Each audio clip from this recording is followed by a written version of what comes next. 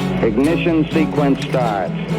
6, 5, 4, 3, 2, 1, 0. Liftoff. We have a liftoff.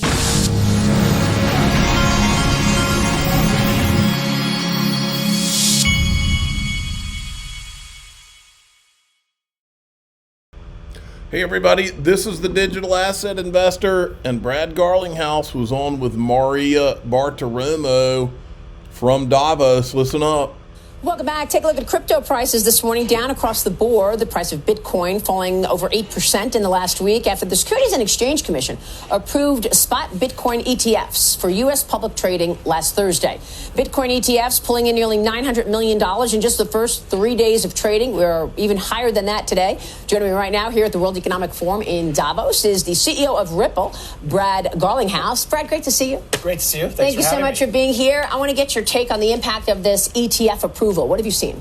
Well, I think it's a very big deal, in large part because I think it's further validation from institutions and even in this case, a government entity where, the crypto has been on kind of the outskirts, I think, and increasingly you're seeing that come into the mainstream. And so I think it's a validation. I think it's further indication of more institutions coming into the crypto asset market. And Ripple enables global financial institutions. Take us through that. How? So Ripple at its core, we sell blockchain technologies and solutions to enterprises. We focus primarily on financial institutions. We started with a payments solution to settle cross-border settlement for banks, for PSPs. Typically, cross-border payments have been slow, they've been expensive. Using these technologies, we can dramatically reduce the cost and increase the speed and efficiency. And now you're seeing financial services institutions try to get their own strategy with regard to blockchain underway. How has that changed the dynamic for Ripple? Well, I think anytime you have a new technology, it's nascent, and although crypto's kind of been around for 10 or almost 12 years, let's say, it's still new. And I think you have a lot of large organizations, even JP Morgan, despite Jamie Dimon's comments about how he thinks about crypto, they're investing heavily in blockchain technologies. Now, that being said, I think in order for blockchain to thrive and for the largest population to benefit from these technologies, you can't have insular closed networks. Like the whole point, it's kind of like the internet. The internet opened up networks. You had AOL and CompuServe and Prodigy. Along comes the internet to create interoperability. Crypto does that and can do that across many banks and to provide dramatic improvements to how we think about money movement and really any transaction.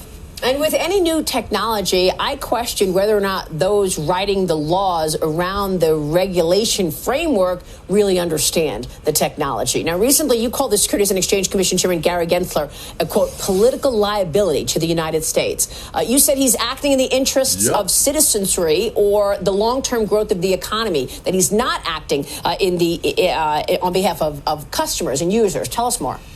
Well, look, I think Gary Gensler has prioritized hiring more lawyers to litigate the industry. And this is often described as, or kind of regulation through enforcement. If we just took the time to codify rules of the road, most of the industry in crypto wants to follow the rules of the road. Countries around the world have leaned in. Even the European Union, 27 countries in the European Union have come together to create a construct for how crypto should be regulated. In the United States, we haven't done this work. I jokingly suggested maybe what we should just do is type into ChatGPT, how should the U.S. That's more than the U.S. Yeah. Actually, Brad, I did this for you, but I used Grok, which is X's AI.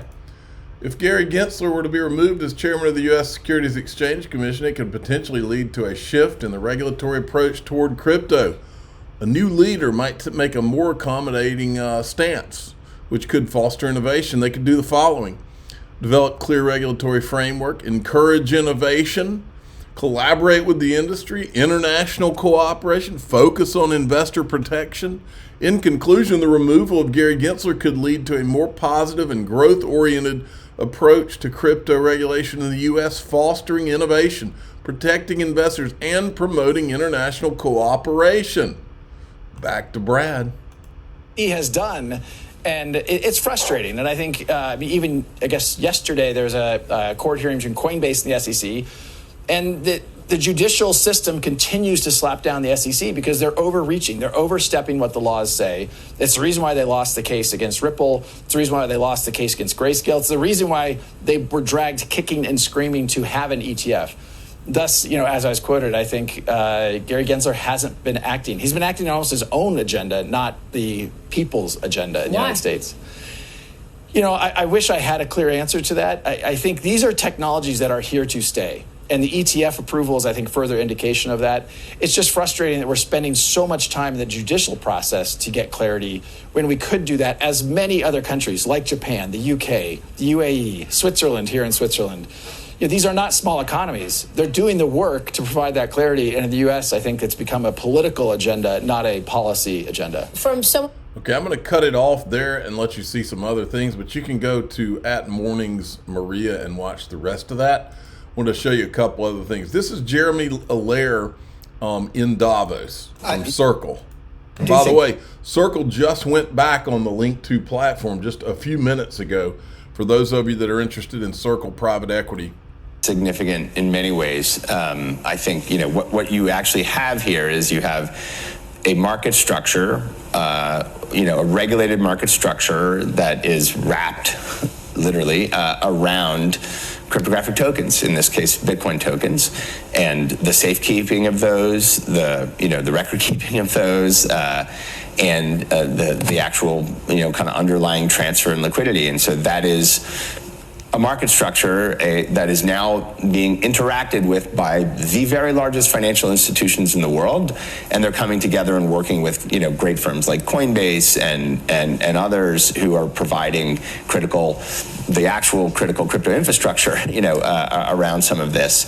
So I think it's a very significant moment because it's demonstrating that you can have a security or a digital token and you can have those work together. But I think the broader piece here is it underscores that, at least in the case of the SEC, and you can read Gensler's comments, and I think he's being pretty transparent about how he thinks about this, which is he lost a court case and he's just doesn't want to get sued again.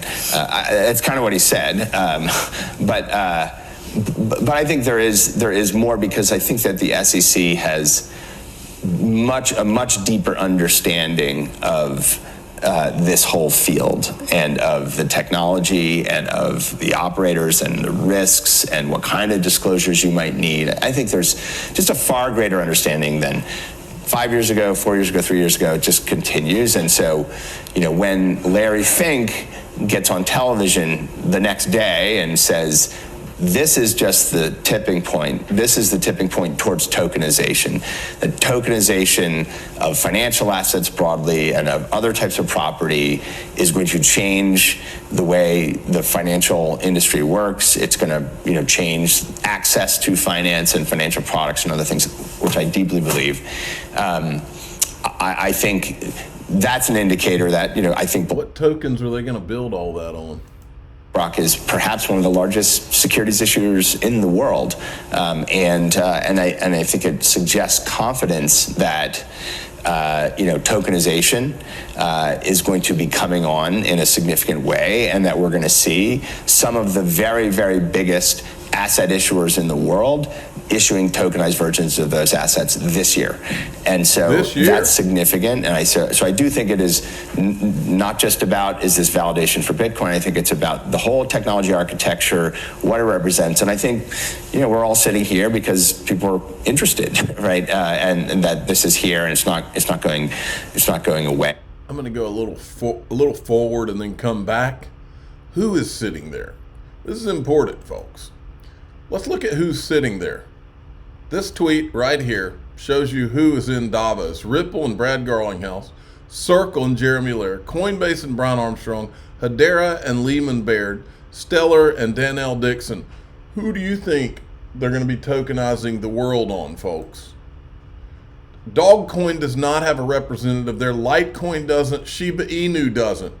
You can either join the adults in the room or keep playing pump and dump with the children. I made my choice long ago. Sometimes patience comes with being an adult. Here's some more adults with BlackRock. BlackRock head of US iShares. Are the flows coming into IBIT coming out of GBTC? You know, we're really seeing flows come from a number of different directions. Clearly, you know, the interest we're seeing is both from retail, from self-directed investors, and there are some who were ready to invest on day one, but we're also focused on those investors who are just now beginning to look at this new asset class, and we're very excited about that. Oh yeah, And, we're Rachel, getting our Super Bowl commercial ready.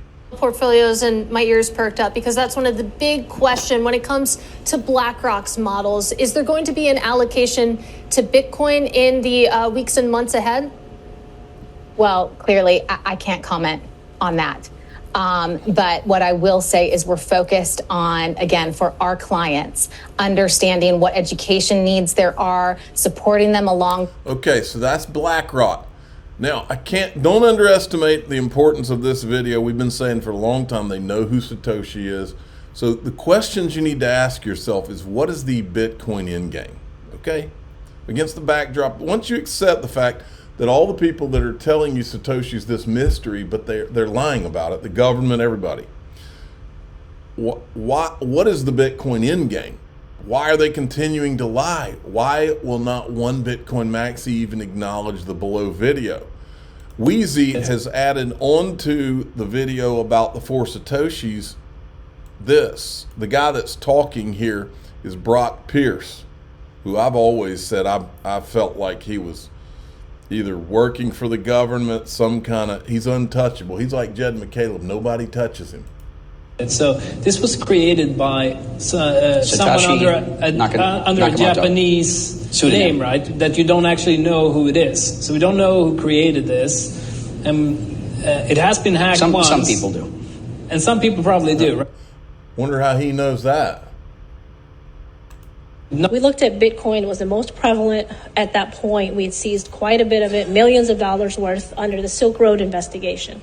So one of our agents who started looking at another online marketplace through the deep web, which was called Black Market Reloaded, they were sending weapons through packages and ordering them on the dark web. And he was really, really smart, forward-leaning agent. And he goes, I want to go interview Satoshi Nakamoto. And we're like, what? He said, yeah, I want to go interview this guy. And at the time, we're like, hey, it's a figment of somebody's imagination. Maybe it's true.Maybe it's not true. We don't know who created this. And it has been hacked once. Some people do. Yeah, some people do. Well, Chad Steingraber, he put a little theory together. And I'm going to start down here in his theory. He's basically talking about what he thinks is the Bitcoin endgame. BlackRock now owns the majority of Bitcoin, and it will be $1 million per coin. They are not selling it back to you at any price. Understand this. This is his theory. They are doing it for control. Control of the asset, control of the market, control of the future financial network of digital assets. Most of us thought the markets would crash and pile USD money into crypto as a savior. No. The traditional markets are about to vacuum up all of crypto and take possession of the most valuable future assets on earth. Once they have majority control, they're going to turn around and sell you a crypto market by means of derivatives. BlackRock drives Bitcoin to 20 million. Ooh, 20 million. And who will be there to sell you those derivatives? Who will be there to settle tokenized derivatives 24/7, trading those Bitcoin derivatives for every major institution in the world? I'm sure you can guess. The dirty little secret that no one wants to admit or know is that the greatest scarce asset on the planet is going to get sent into a useless cold storage box, while the greatest digital asset on earth is going to transact and settle its derivative globally. You asked for the XRP endgame, I give you the derivatives market. That's how Bitcoin dies. So it's the XRP endgame he was talking about. Folks, what he just said, this is what Kendra Hill, who disappeared off social media, said too, just as an FYI. And here's Brock Pierce too. Probably not it. I was actually spending about an hour on the phone today contemplating how would one hack Bitcoin. It'll be a while before it would be possible. Ultimately, the equipment that's being produced to mine Bitcoin would be probably the main way that one would do it, which is you're building technology that's meant to hash really, really efficiently. and you're building up the ability to solve these mathematical problems at a rate that we've never had networks of computers that could do this like this, other than with maybe the NSA. Right. So there you go. Look at this from Meta Lawman. So this is weird. I've received numerous threatening emails from American Banker magazine demanding that I take down my tweet from July 2023 and remove the link to my column published by American Banker. My column was critical of Gary Gensler's regulation by enforcement campaign against crypto. Just one problem: I bought a license from American Banker permitting me to republish my column on social media, so I'm not taking it down. I love some Meta Lawman. This guy has guts. He's the guy that helped me get back on X, and he is smart. And somebody's knocking at my door. Let me get back. Sorry, had to answer the door. I'm checking my volumes to make sure that the volume didn't get kicked down when I did that. So we're going to go into DAIXRP.com now, and what we're going to talk about, we're going to take you further down the dark world of that place over there in Switzerland where everybody is, because I think there's a lot of nefarious things on their agenda, and I want to make sure everybody understands real clearly what's going on. And so that's what we're going to talk about. I'm the digital asset investor. I'm not an investment advisor. This is for entertainment purposes only. Please subscribe, hit the like button, and tell your friends and family that Dr. Evil's up to no good. So we're going to keep talking about it in the private group because we can't do it out here. Thanks for listening.